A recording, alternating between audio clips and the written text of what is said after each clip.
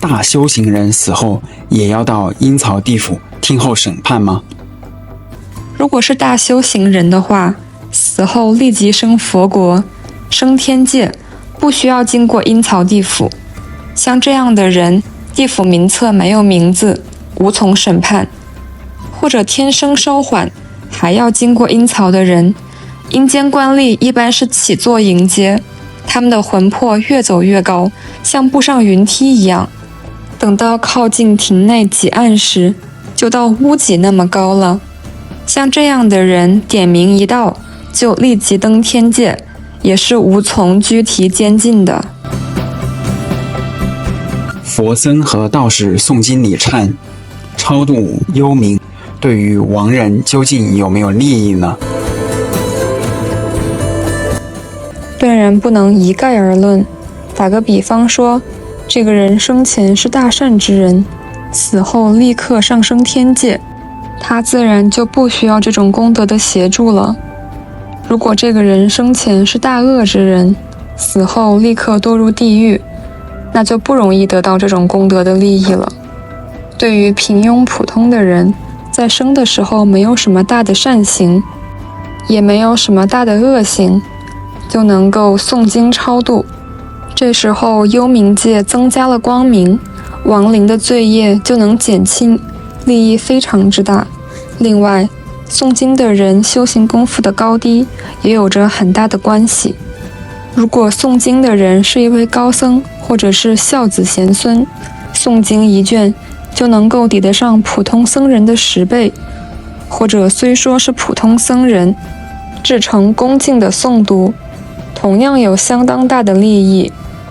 但是如果没有品行的僧道，在诵经时心不恭敬，意不专一，则所能够得到的利益实在是很微小，或者说毫无利益，但也不至于有什么过错。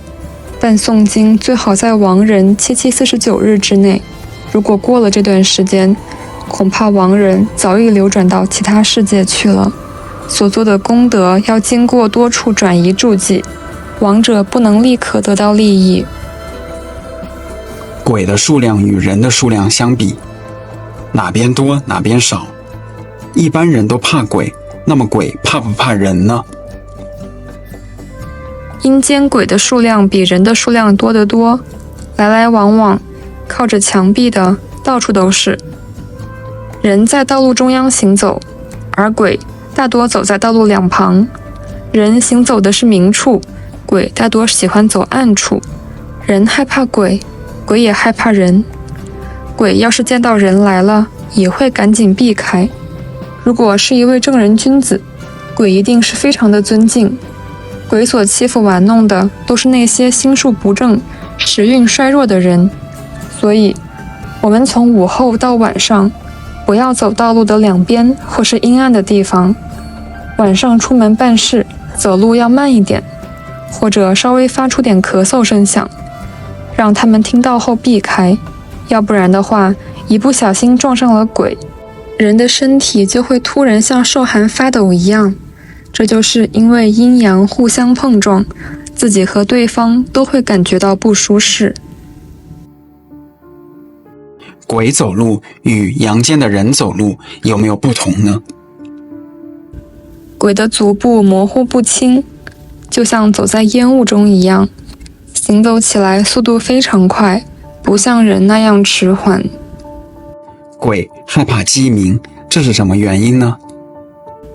阳光即将到来，鬼会感觉不安，所以不得不躲起来。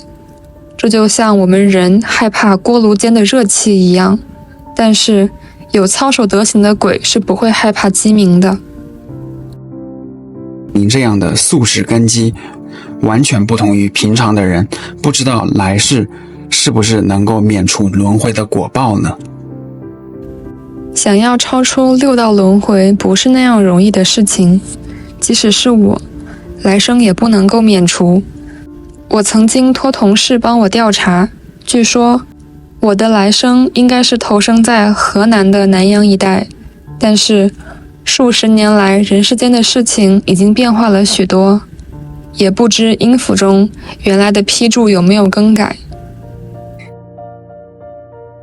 幽冥的官吏也有投生转世的吗？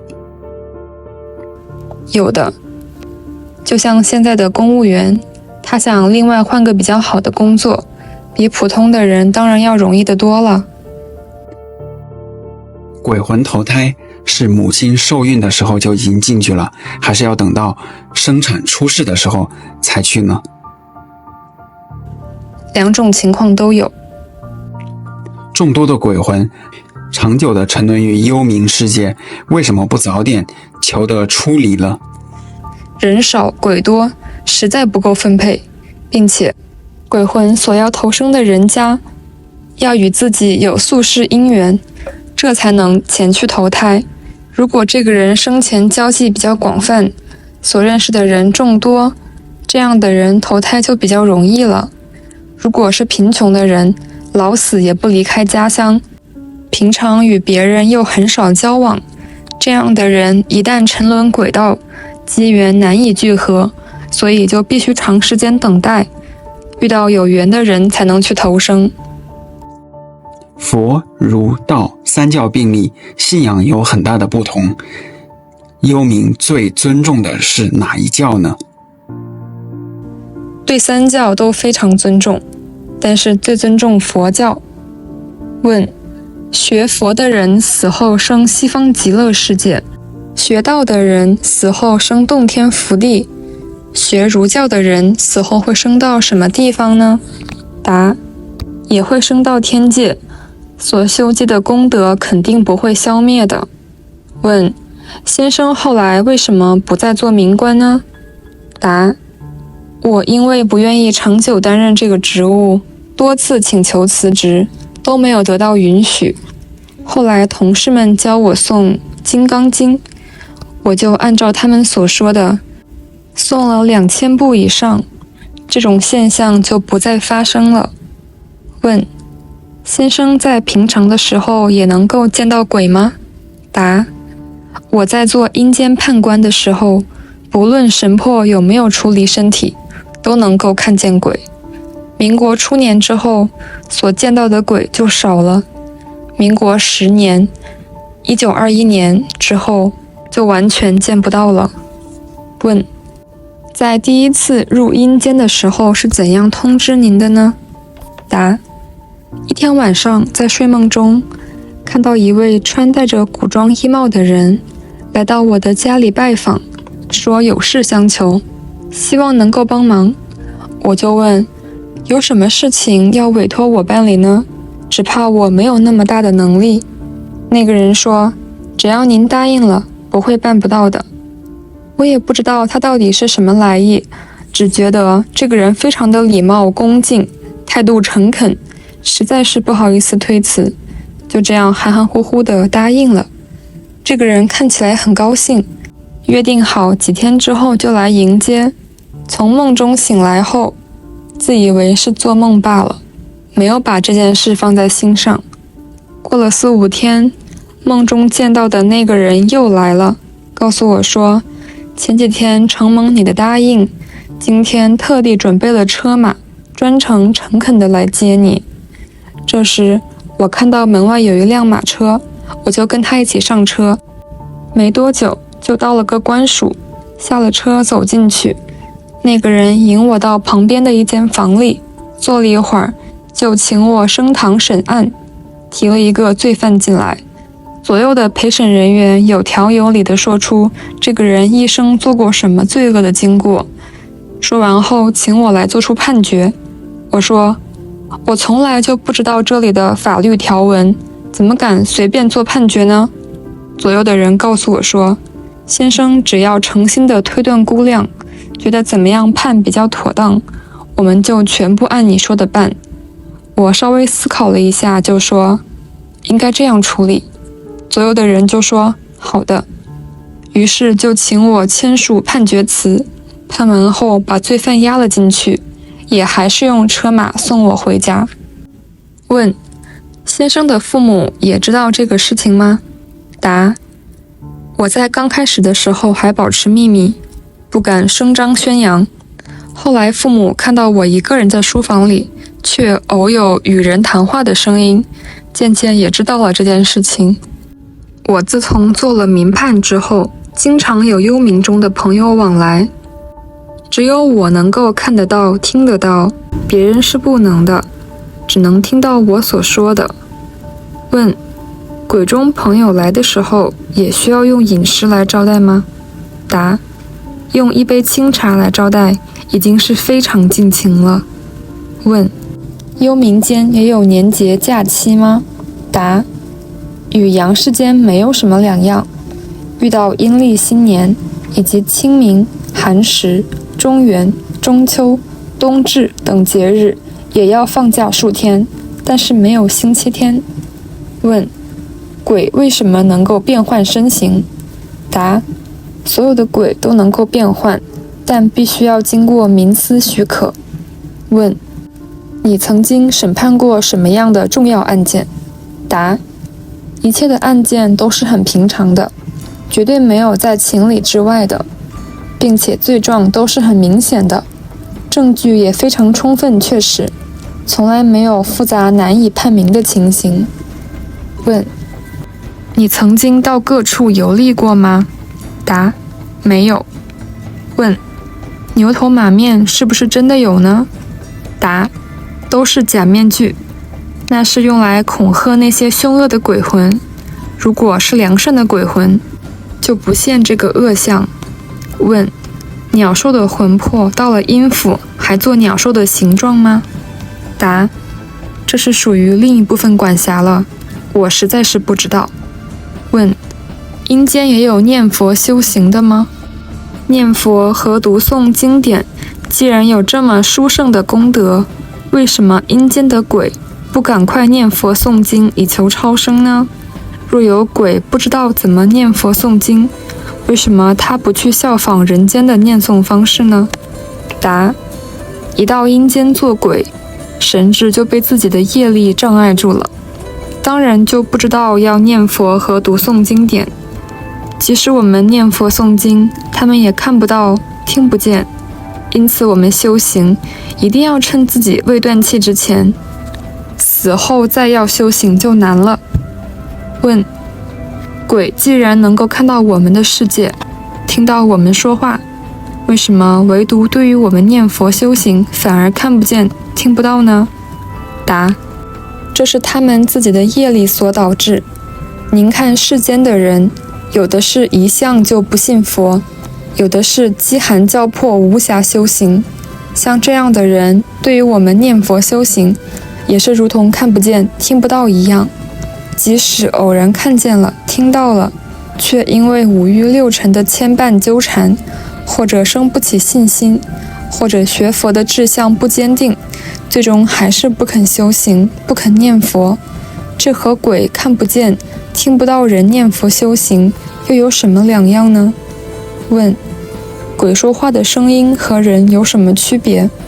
答：鬼说话的声音尖锐而短促。问：从鬼的眼睛看是人鬼杂居，从人的眼睛看只看到人间，看不到阴间的情况，那么究竟人和鬼之间的疆界是怎样区分的？答：似乎有界限，又好像没有。这种情况实在是难以用言语说清楚。问：活人的魂和死去的鬼，它们的形状和颜色有没有差别？答：从来没有留意过，当然有点差别。问：做鬼有什么感受呢？答：感觉非常苦，因此他们的言谈中所流露的多是悲惨哀泣。问：鬼要去投胎的时候，阴间的管理机构有没有教诲要他们转恶向善？答：没有，唯独投胎做禽兽时是不让鬼知情的，一定是幻化出人间男女或者房宇楼阁等景象，让他们乐于入畜生身。问：天上万里无云，日月普照世间，为什么不能照到阴间？是否是因为有东西挡住了？如果像您说的，阴间和阳间是不同的时空，为什么人和鬼又可以一起行走呢？答：因为总是有云雾遮蔽着，所以看不到青天白日。但鬼可以到达阳间比较阴暗的地方，特别是在晚上，因此人和鬼又可以一起行走。问：阴间的管理机构是用哪里的历法？那儿的公文也有写年月日吗？答：在满清的时候就用满清的历法，公文上所写的年月日和人世间相同。问：人既然是由鬼投胎转世来的，那么阴间婚姻所生的新生儿又是什么来投胎的呢？答：这是人死了之后的剩余之气所投而成。问：阴间婚姻所生的孩儿，将来能不能投胎转世呢？答：不能。问：阴间同样也有风霜雨雪吗？答：我不曾见过，但是遇到阳世间风霜雨雪的日子，阴间的鬼也都苦于寒冷，而显现出身体蜷缩、心神不安的状态。问：鬼是否也有应酬以及喜庆吊丧的礼节吗？答：和阳世间没什么两样。问：烧香燃烛有什么用处呢？答：燃烛是为了获取光明，烧香则是为了召集思念的亲眷鬼魂，让他们到来。问：爆竹有什么作用呢？答：鬼害怕爆竹，是不适宜用的。问：念佛经有很大的功德，念如书有没有功德呢？答：同样有功德。问：佛教的保护神是韦陀菩萨，道教的护法神是王灵官，儒教是否有护法神呢？答：这个事情我不知道，因为儒家不以神道设教，所以没有必要设立护法神。但是儒家的经典书籍还是受到鬼神的呵护，这是毋庸置疑的。问：阴间主管所得的薪金是从哪里来的呢？是不是也有粮钱、税捐之类项目的收入呢？答：我曾经向同事们询问过这些问题，他们都嘱咐我不要问，所以不知。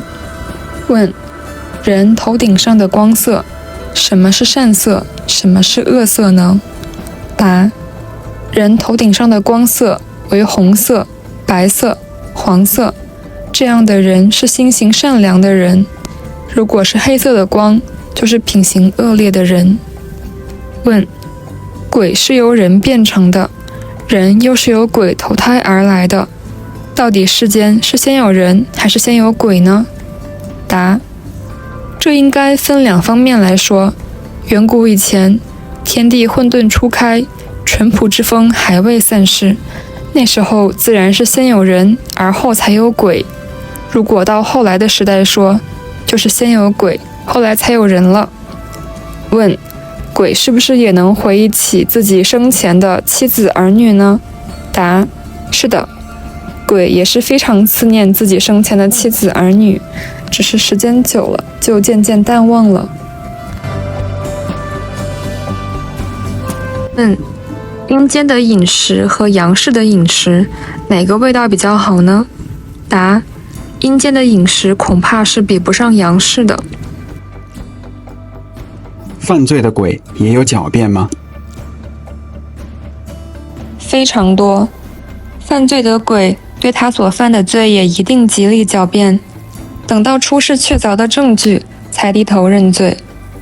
我曾经审判一个鬼，作恶多端，这个人生前表面修善，暗地里造恶，对他所犯的罪极力否认。